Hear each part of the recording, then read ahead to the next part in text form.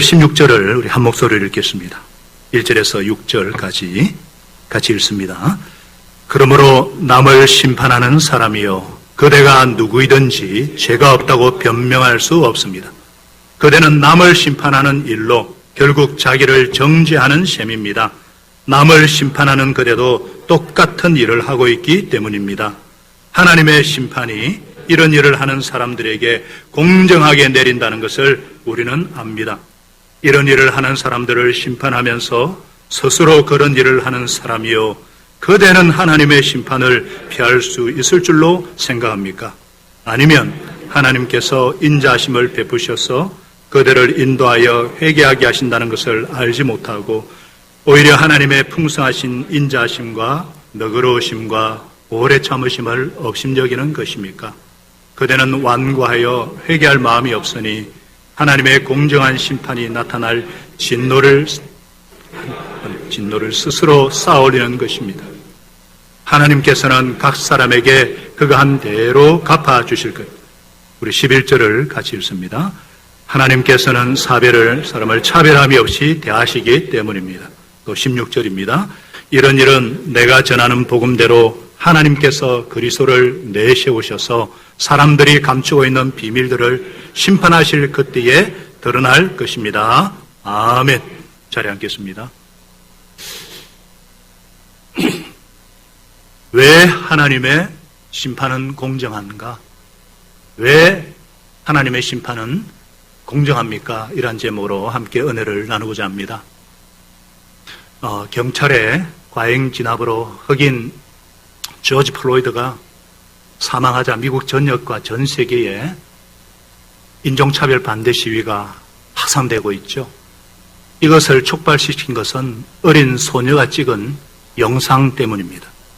또한 추가로 드러난 CCTV 영상 15분간 목을 눌러 질식사한 그것을 보고 분노했기 때문입니다. 또한 며칠 전에 자전거 타던 어린 소년을 쫓아가서 SUV 차로 친 경주의 스쿨존 사건은 그 공분을 일으킨 것은 누나가 찍은 영상 때문입니다. 게다가 이틀 전에 구속영장을 발부하게 된 것은 추가로 드러난 CCTV 영상 때문입니다. 여러분, 이것은 무엇을 말합니까? 죄는 반드시 드러나게 되어 있습니다. 심판이 있습니다. 심판에는 종말론적인 심판과 현재적인 심판이 있습니다. 예수 믿는 자와 안 믿는 자의 차이는 뭐냐? 마지막 심판이 있다는 것을 아느냐 모르느냐에 달려 있습니다. 예수 믿는 자들은 죽음이 인생의 단절이 아니라 그 뒤에는 우리를 기다리고 계신 하나님이 있고 천국이 있다는 것을 압니다. 이런 확신은 하나님의 말씀에 근거하죠. 많은 말씀이 있지만 특별히 요한복음 5장 24절에 내가 진정으로 너희에게 말한다. 내 말을 듣고 또 나 보내신 분을 믿는 사람은 영원한 생명을 가지고 있고 심판을 원어에 보면 정죄를 받지 않는다. 그는 죽음에서 생명으로 옮겨갔다. 심판, 현재적으로도 정죄를 받지 않고 예수를 믿으면 의롭다함을 받고 영원한 생명으로 옮겨갔다는 거예요. 이 땅에서 누릴 뿐만 아니라 영원한 생명의 부활로 하늘나라로 간다는 거죠. 또 히브리서 9장 27절에 이렇게 말씀합니다. 사람이 한번 죽는 것은 정해진 일이요 하나님이 정하신 일이요 그 뒤에는 뭐가 있다고요? 심판이 있습니다. 이 생을 제가 출장이라고 여러 번 말씀드렸죠. 출장을 마친 후에는 어떻게 합니까? 출장 보고를 하는 것은 당연하죠. 우리가 인생을 살고 나면 하나님 앞에서 심판을 받습니다. 그 심판은 누가 하는 것이냐? 예수님이 하십니다. 그래서 16절에 하나님께서 그리스도를 내세우셔서 사람들이 감추고 있는 비밀들을 심판하실 그날에 다 드러낼 것입니다. 하나님께서 마지막 인간을 심판하는 이 일을 예수님께 위임하셨습니다. 그러니까 마지막 날 자기가 살아온 모든 삶 다 보고해야 합니다. 아니, 사람들이 감추고 있는 모든 비밀들, 그때는 눈에 보이는 행동뿐만이 아닙니다. 말, 생각, 심지어 동기까지도 낱낱이 천국의 블랙박스 CCTV에 그대로 드러나게 될 것입니다. 심판 때 아무도 변명을 하지 못할 거예요. 뼈도 박도 못하고 그 심판대 앞에서 맞습니다. 맞습니다. 시인하게 될 것입니다. 믿는 사람이건 아니건 언젠가 내 삶을 보고하고 하나님의 심판을 받아야 할 때가 옵니다. 그때는 유구무원. 입이 있어도 아무 소리 못해요. 왜냐? 하나님의 심판은 공정하기 때문입니다. 어떤 점에서 그렇습니까? 첫째로 다 똑같기 때문입니다. 다 똑같기 때문에. 무슨 말이에요? 변명할 수 없다는 거예요. 그대도 똑같은 짓을 하고 있는 죄인이다. 죄가 없다고 생각한다면 그건 착각이다. 어쩌면 더 골치 아픈 죄인이라는 것입니다.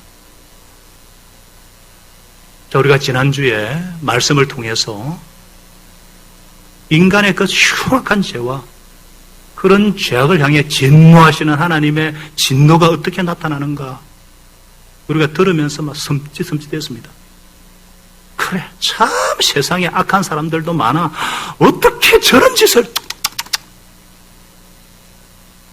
그런데 나는 틀려. 난 아니야. 이런 생각하는 사람들이 있어요. 물론 우리 주변에는 거짓말도 안 하고 남에게 피해 끼치는 짓 안 하고 남에게 신세도 치지 않으려고 하고 또 남 모르게 선한 일도 많이 하는 분들이 있죠. 불의의 토끼 성금도 잘 내고 믿지도 않으면서 국제기구를 통해서 그 아프리카 아이들 보면 막 마음이 동해가지고 또 선교사들이 하는 일을 한다 싶으면 좋은 일 한다 싶으면 막 큰 돈도 툭툭 내놓습니다. 그런데 이런 사람들이 의인이라고 느껴지세요? 아닙니다. 그런 선행들을 가지고 내가 남과 다르다고 생각할 때는 이미 교만이 들어있다는 말이죠. 교만이 들어있다는 것입니다. 그래서 보통 그런 분들은요, 본인에 대해서는 우월감을 느끼지만 다른 사람을 이해하고 용납하는 데는 아주 인색합니다. 마치 예수님이 말씀하신 것처럼 남의 눈 속에 있는 키를 보면서 티끌을 아주 뽑아줘야 된대. 자기 눈 속에 있는 대들보, 전봇대보다 더 큰 대들보는 보지 못한다는 거예요. 남의 죄는 커 보이는데 자기 죄는 커 보이지 않기 때문에. 그래서 남이 고집 센 것은 고집으로 보이는데 자기 고집 센 것은 실력으로 보입니다. 남이 인색한 것은 인색으로 보이는데 자기가 인색한 것은 전략으로 보여요. 우리는 자기를 잘 못 봐요. 자기 발견이 이다지도 어렵습니다. 여기에 대해서 오늘 성경은 뭐라고 말씀하십니까? 그러므로 남을 판단하는 사람이에요. 그대가 누구이든지 죄가 없다고 변명할 수 없습니다. 그대는 남을 심판하는 일로 결국 자기를 정죄하는 거예요. 이렇게 하면은 손가락은 상대를 향하지만 하나님을 향하고 세계는 자기를 향하죠. 자기를 정죄하는 거예요. 남을 심판하는 그래도 똑같은 일을 하고 있기 때문이에요. 그래서 남을 판단하는 사람들, 소위 지 잘난 맛에 사는 사람들, 그런 사람들은요, 특별히 죄에 대해서 설교하면요, 불편해합니다. 왜 그렇습니까? 나는 그 말씀에 해당되지 않는다는 생각 때문이에요. 특히 어떤 분의 표현을 빌리면 오래 묵은 그리스도인들, 오래 묵은, 잘 묵어야 되는데 이상한 쪽으로 묵은 그리스도인들, 영혼의 각질이 너무나 두터워서 쉽게 말씀이 도달되지 않는 자들은요, 이 말씀은 저 사람이 들었어야 되는데 전부 남 얘기로만 들리니까 해결하는 것이 없습니다. 회개가 없으니까 어떻습니까? 신앙 자체가 덤덤한 신앙생활, 사제에 은총이 임하지 않는 그런 신앙생활을 하게 됩니다. 그래서 판단의 명수가 되고 하나님께서 인자심과 용납하심과 길이 참으심을 멸시하고 하나님 눈을 속이고 결국은 고집대로 하나님의 진노를 스스로 쌓으려고 있다고 지금 3절, 4절, 5절이 지금 그 말씀하고 있잖아요. 한마디로 말해서 무엇이에요? 아니야, 난 달라. 그러면서 계속 똥꼬집을 부리고 있다는 것입니다. 여러분, 고집 센 거 좋은 것 아닙니다. 어떤 분들은 난 한 고집하는 사람이야 하고 막 자부심을 느끼는데 그러지 마세요. 고집 세다는 말은 교만하다는 말입니다. 성경에 보면 하나님께서 인간에게 분노하시는 장면이 많은데 그때 쓰는 단어가 뭔 줄 아세요? 이 얼마나 고집 센 백성이냐. 이 고집스런 목이 굳은 인생들아. 이렇게 소리치셨어요. 그 결과 심판이었거든요. 혹시나 우리 중에도 고집을 피우시는 분이 있다면 왜 그러세요? 자존심이 때문입니까? 자존심이 뭐가 그렇게 중요합니까? 자존심하고 하나님하고 바꾸겠습니까? 우리의 고집 때문에 하나님의 진노에 떨어지게 된다는 말씀이에요. 두려운 일이죠. 두려운 일이에요. 지난주 죄에 대해서 하나님의 진노에 대한 말씀을 전할 때 제가 좀 심각했습니다. 나중에 일부 예배 영상을 항상 찍잖아요. 그걸 보니까 표정이 너무 심각해. 2부 때는요 굉장히 부드럽게 했거든요. 그럼에도 불구하고 예배 후에 바로 나는 예수님이 필요하다고 막 예수형제 모임에 들어온 형제가 있었어요. 지난 몇 년간 참을 기도한 형제인데 들어오니까 제가 깜짝 놀랐어요. 그래서 막 예수님을 영접하고 막 구원의 선물 받고 얼마나 좋아하든지. 그러나 자기가 분명히 하기 위해서 목사님 세례도 받고 싶다고. 다음 주 세례 받고 제가 지금 문답 교육도 하고 준비하고 있어요. 얼마나 감사한지. 여러분, 죄와 하나님의 심판에 대해서 지적할 때에 찔림을 받고 어찌해야 합니까? 말씀 앞에 울부짖기 시작하면 그 축복입니다. 그런데 눈 하나 깜짝하지 않는다면 그것은 저주고 심판입니다. 그러면 소망이 없어요. 그렇기 때문에 부끄러움을 당하지 않도록 하나님의 심판을 준비하려면 어떻게 해야 되는가? 영혼의 각질을 벗겨내야 합니다. 먼저 나 자신을 돌아보고 내 죄를 찾아서 고백하는 거예요. 요한일서 1장 8절 9절은 말씀하죠. 우리가 죄 없다고 말하면 뭐라 그랬습니까? 한번 같이 읽어보겠습니다. 시작. 우리가 죄 없다고 말하면 우리는 자기를 속이는 것이요 진리가 우리 속에 없는 것입니다. 우리가 우리 죄를 자백하면 하나님은 신실하시고 의로우신 분이셔서 우리 죄를 용서하시고 모든 불의에서 우리를 깨끗하게 해주실 것입니다. 아멘. 그러니까 심판 때에 당하지 않고 부끄러움을 당하지 않으려면 고백해야 되는 거예요. 고백하면은 어떻게 하나님께서 고백된 죄는 어떻게 처리하시는가? 히브리서 8장 12절 이게 예레미야 31장 31절 33절을 정리한 거죠. 뭐라 그랬습니까? 내가 그들의 불의함을 긍휼히 여기겠고. 신약이에요. 고백할 때 긍휼히 여기겠고 더 이상 그들의 죄를 기억하지 않겠다. 하나님 기억조차 않지 않겠다는 거예요. 그렇기 때문에 하나님의 말씀을 먼저 나를 향한 주님의 말씀, 내가 변화되어야 될, 나를 변화시켜야 되는 말씀이어야 된다는 것입니다. 말씀을 숨기는 제가 말씀을 준비할 때 제일 기도하는 게 그거예요. 제가 먼저 그 말씀을 내게 주시는 말씀으로 받고 내가 먼저 회개하고 내가 먼저 변화받고 내가 먼저 은혜 받고 난 뒤에 전하고자 간절히 기도하는 이유가 그것입니다. 또 예배 단상에 서기 전에도 또 헌신대 앞에 무릎 꿇고 또 기도를 하고 올라옵니다. 그래서 여러분들 내가 남을 판단하는 영역에 특별히 주의하셔야 돼요. 제약된 인간의 본성 중에 하나는 내가 가진 약점을 가진 사람들, 그래서 내가 짓고 있는 죄를 똑같이 짓는 사람들을 싫어하고 미워하게 되어 있습니다. N번방에 연루된 공무원 구속됐죠. 퇴폐업소를 단속하는 공무원이 나중에 보니까 연루됐다가 잡히는 거 종종 보죠. 정지하는데 똑같이 음란하고 욕심과 질투와 시기심을 가진 뻔뻔스러운 존재가 인간이라는 거예요.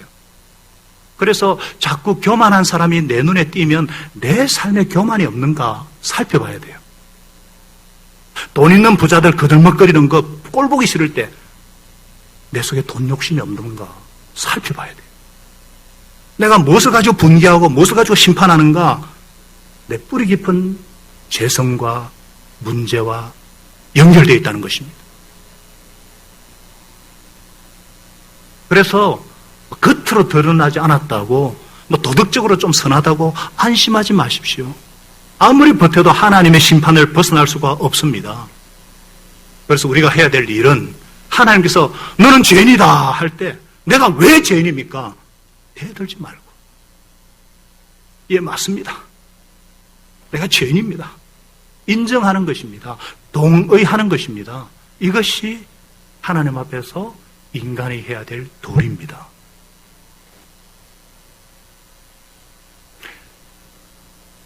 왜 하나님의 심판이 공정한가? 다 똑같고 뿐만 아니라 하나님은 열매로 심판하기 때문이에요. 무슨 말입니까? 외모로 평가하지 않습니다. 행한 대로 열매로 평가한다는 말씀이죠. 사람들은요, 자기가 행한 대로 하나님께서 심판하신다는 것을 알기 때문에 불공평하다고 느낄 사람이 아무도 없다는 것입니다. 그 당시에 유대인들은 영적인 어떤 특권의식이 있었어요. 우리는 하나님의 선택받은 백성이다. 우리는 하나님의 심판에서 열외다. 우리 식으로 얘기하면은 나는 교회 다닌 지 이제부터 됐다. 중직자다. 성경을 많이 알고 있다. So what? 그게 뭐라고? 그걸로 천국 가는 거 아니거든요. 6절에 분명히 말씀하잖아요. 하나님께서는 각 사람에게 그가 한 대로 갚아주실 것이다.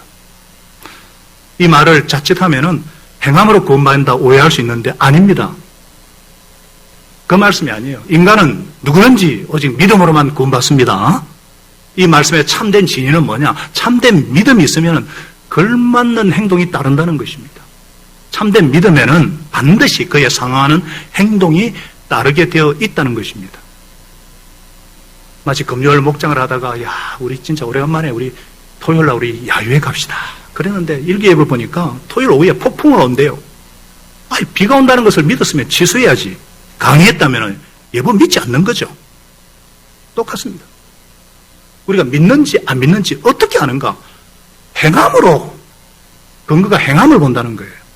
그래서 야고보서 2장 23절은 분명히 말씀하잖아요. 영혼이 없는 몸이 죽은 것 같이 행함이 없는 믿음은 죽은 것입니다. 삶에 전혀 차이가 없는데 구원받았다고? 지적 동의일 수 있어요. 그건 지적 동의에 불과한 겁니다. 예수 영접 기도했다고? 아니라는 것입니다. 정말 주님으로 영접했다면 예수님이 주님이라는, 내 인생의 주인이라는 표시가 생활에 나타날 수밖에 없죠. 맞습니까? 없잖아요. 주님이라고 하면서 세례받으라고 하는데 안 받고, 예수님은 교회를 위해서 몸을 바치셨는데, 즉 나를 위해 피를 흘리셨는데 교회 공동체를 소중히 여기지 못하고 주님 뜻대로 살려는 마음도 없다면 그게 어떻게 믿는 거예요? 정말 믿었으면 이 믿음은 생활로, 삶으로 나타날 수밖에 없죠. 하나님과 사람 앞에서. 하나님은 심판 때의 삶을 보십니다. 우리 교회 성도 대부분은 구원의 확신이 있어요. 다 그 갖는 이유가 뭐예요? 성경 지식이 많았어요? 아니에요. 삶이 달라졌어요, 삶이. 내가 정말 지적인 동의인가? 아니면 진짜 믿는가? 지난주 말하면 실질적인 무신론자인가? 아니면 진짜 믿는가? 다 테스트 한번 해보세요. 어떻게 테스트하냐면은, 만일 하나님이 안 계시고 예수님이 하나님의 아들이 아니라면 11조 안 하겠죠. 그거 왜 해요? 주일에 교회 안 오겠죠. 왜 옵니까? 코로나인데. 진짜 믿으니까 행함으로 증명되는 거죠. 우리 중에는요, 직장이 몇 시간을 차로 달려서 왕복해야 되는 분이 있어요. 근데 교회와 목장 성김 때문에 이사도 못 가고 교회 근처에서 오시는 분이 있어요. 믿지 않는 부모님이나 믿지 않는 사람 볼 때 쪼다 바보 아닙니까? 바보가 따로 없잖아요. 어떤 분들은요, 어떤 분이 있어요. 우리 같은 형제가 볼 때도, 야, 당장 이혼해라. 그게 뭐냐고. 그런데 버티는 분이 있어요. 왜 그래요? 믿음이 있으니까. 언젠가는 변화시킬 것이다. 자녀들이 억울하게 맞고 들어올 때, 네가 양보해라. 넌 예수님 믿는 제자 아니야. 네가 용서해라. 그렇게 부모들이 그렇게 권면하잖아요. 네가 품어야지. 근데 만일 하나님 안 계시고 예수님이 없다면 애 망치는 거죠. 이게 다 무엇을 증명합니까? 산 믿음이기 때문에. 우리는요, 각자의 신앙으로 하나님 앞에서 각각 평가받을 것입니다.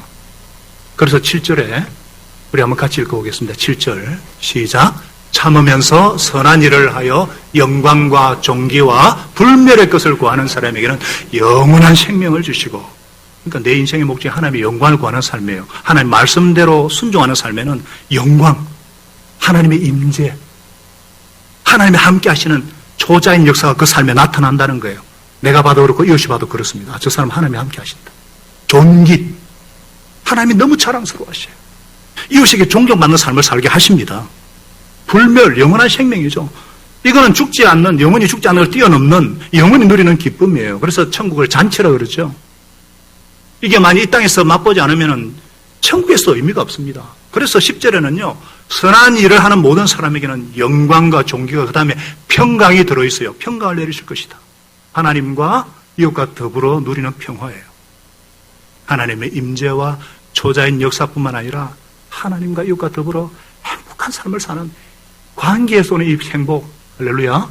이건 제가 마지막 결론의 예화로 한번 설명드리겠지만, 자, 이게 바로 예수님을 주로 모셔드리고 성령 충만할 때에 성령님의 인도하심을 받고 죄를 고백하고 용서받고 믿음으로 살 때 맛보는 축복입니다. 이 땅에서도 맛보다가 죽음이라는 관문을 다 지나서 천국에서 완성될 것입니다. 하나님은 절대로 사람을 차별하지 않으시기 때문입니다. 왜 하나님의 심판이 공정한가? 세 번째, 예수님이 최후 심판의 기준이기 때문입니다.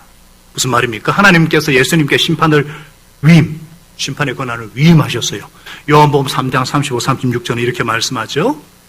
아버지는 아들을 사랑하셔서 모든 것을 누구에게 맡기셨다? 아들의 손에 맡기셨다. 아들을 믿는 사람에게는 영생이 있다.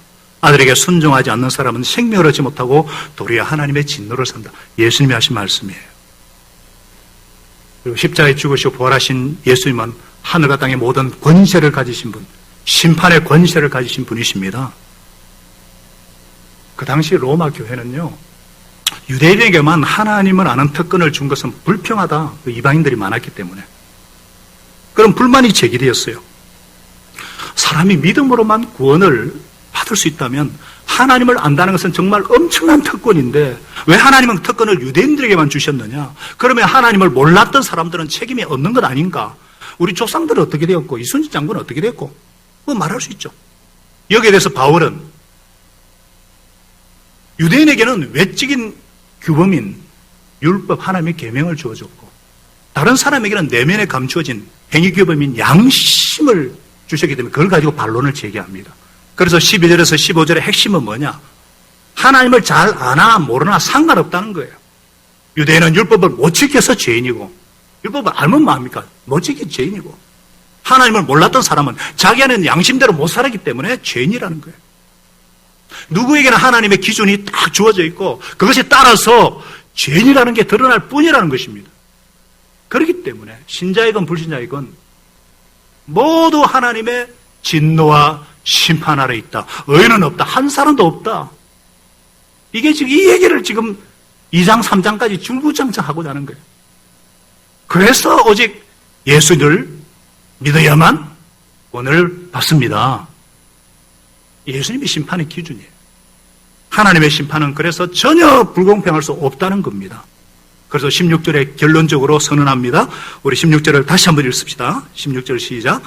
이런 일은 내가 전하는 복음대로 하나님께서 비밀들을 심판하실 그날에 드러낼 것입니다. 언젠가 때가 되면 하나님께서 예수님이라는 블랙박스를 통해가지고 다 우리의 모든 숨은 생각과 우리의 죄성과 은밀하게 저질러온 모든 죄를 다 드러내는 날이 온다는 것입니다. 그래서 고린도서 5장 10절에도 말씀하죠. 우리는 모두 그리스도의 심판대 앞에 나타나야 한다는 거예요. 그래야 각 사람은 선한 일이든지 악한 일이든지 그 몸으로 행한 모든 일에 따라서 마땅한 심판을 받아야 합니다. 아까 저도 언급했지만 저도 한때요. 우리 조상들은 그러면 예수 모르고 어떻게 됐나? 이순신 장군, 제가 존경하는 이순신 장군은 어떻게 되셨을까? 천국에 갔을까? 지옥에 갔을까? 의문이 들었어요. 그래서 막 기도하다가 이런저런 책을 보다가 딱 실제적인 예화가 제 말에 확 나왔어요. 싫어합니다. 어떤 사람이요. 자기 어머니가 세상을 떠났는데 예수를 시원찮게 믿었다고 그래요. 그래서 천당에 갔는지 아니죠. 궁금해가지고 무디 있죠. 세계적인 부흥사. 미국의 무디 목사님께 물었어요. 지금도 무디 신학교가 있지만.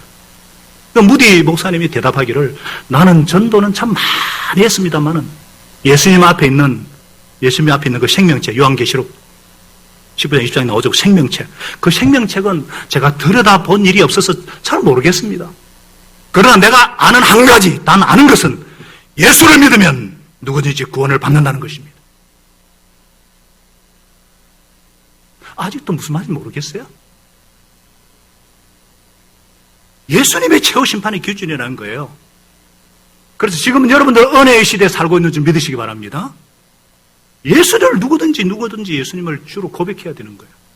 그래서 예수님을 주님으로 영접하면은 성령이 임하시죠. 성령이 임하시면 죽었던 양심, 마비됐던 양심이 그냥 제 기능을 발휘하게 되죠. 그래서 정말 마음으로부터 하나님을 섬기고 싶은 소원도 주시고, 그래서 할 수 있는 능력도 주시고, 그래서 히브리서 기자는 뭐라고 그랬어요? 9장 14절에 우리 같이 읽어보겠습니다. 시작. 하물며 영원한 성령을 힘입어 자기 몸을 흠없는 제물로 삼아 하나님께 바치신 그리스도의 피야말로 더욱더 우리들의 양심을 깨끗하게 해서 우리로 하여금 죽은 행실에서 떠나서 살아계신 하나님을 섬기게 하지 않겠습니까? 이중부정한 강한 긍정이죠. 당연하게 한다는 거예요. 예수의 피로 죄 씻음 받고 죄를 고백하고 믿음으로 살 때 성령 충만함 받고 살아계신 하나님을 섬기는 기쁨, 영광과 존귀와 영시를 구하는 자에게 하늘의 영광과 존귀와 평강을 선물로 주십니다. 할렐루야. 인간은 스스로의 어떤 자격이나 어떤 노력이나 행위로 구원받을 수 없어요. 그래서 오직 예수를 믿음으로 구원받은 여러분들, 구원이 평생의 감사 조건이 되고 영원한 감격의 제목이지 자랑이나 결코 특권의식이 될 수가 없습니다. 만일 우리 중에 누군가가 나는 구원받았어, 난 천국 가, 교회 안 다니는 너희들하고는 달라, 이런 마음이 있다면 완전히 잘못된 신앙이죠. 그래서 믿는 우리는 끊임없이 내 신앙을 하나님 앞에서 재점검해야 돼요. 순수함을 놓치고 있지는 않는지, 습관적이 되지는 않았는지, 나도 모르게 판단과 정죄가 나오지는 않는지, 그리고 먼저 믿은 특권에는 더 큰 책임이 따른다는 것을 기억해야 합니다. 남을 정죄하지 말고 죄인들을 불쌍히 여기고, 우리도 은혜가 아니면 똑같은 죄인이라는 것을 매일 고백해야 합니다. 우리는 누구를 정죄할 자격이 없습니다. 우리가 누군가를 정죄하는 그 순간 우리에게 임해 있는 하나님의 은혜와 용서는 힘을 잃습니다.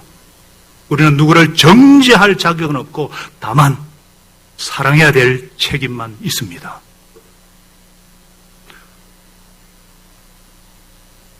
하버드 대학에서 성인 발달 연구 75년간 남성 724명의 인생을 추적해 왔어요.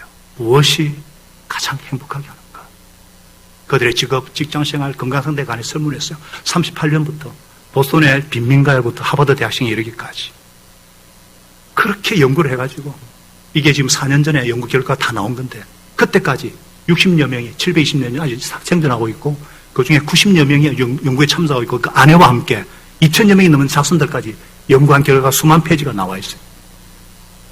그게 가장 밑바닥에서 맨 끝까지 공장인부, 변호사, 나중에 벽돌고 온 의사 한 명은 대통령이 나오고, 알고 중요자, 몇 명 정치문자 여러 가지 나왔는데, 결론이 뭐냐? 행복은 부나 명예나 어떤 열심히 노력한 데 있지 않다는 거예요. 좋은 관계가 건강하고 행복하게 만든다는 것입니다. 그러면 세 가지 결론을 얘기해요. 첫째로 사회적 연결은 유지해야 돼. 고독은 해롭다. 뭐 여러 가지 제가 시간이 없어서 다 생략하겠습니다. 두 번째, 관계 질이 중요해요. 얼마나 친구 많은가, 뭐 안정된 관계, 공인된 관계에 있는가가 아니라 관계가 고통의 완충제 역할을 하는 거예요. 관계가 불응하면 신체적 고통이 더해지는 거예요. 그래서 이 좋은 관계는 우리의 몸뿐 아니라 뇌도 보호해준다는 거예요. 그래서 관계가 건강한 사람은요, 기억력이 더 선명 오래가고 치매가 안 온다는 더 감퇴가 늦는다는 거예요. 뭐 이런 사람들의 관계가 늘 뭐 원만할 필요는 없어. 늘 긴장하고 싸우게 됐지만 서로 의지가 되고 극복해 왔다는 거예요. 하버드 대 연구 결과예요. 자, 왜 이렇게 중요한 진리를, 이거는 생명의 삶에서 가르치는 진리고 성경에서 말하는 진리예요. 관계를 이렇게 중요한 게인데 왜 자주 망각하는가? 인간이라서, 죄인이라서 항상 빠른 해결책만 원하기 때문에. 인간관계는 복잡하고 골치 아프고 매력적인 일도 아니니까 이건 평생 동안 계속되고 끝이 없잖아요. 그래서 대부분 부와 명예와 높은 성취를 추구하면 좋은 삶을 살 수 있으라고 생각하고 기대했는데 75년 동안 연구의 결과는 뭐냐? 그들을 의지할 가족과 친구와 공동체가 있는 사람들은 가장 행복한 삶을 살았다는 것이 결론이에요.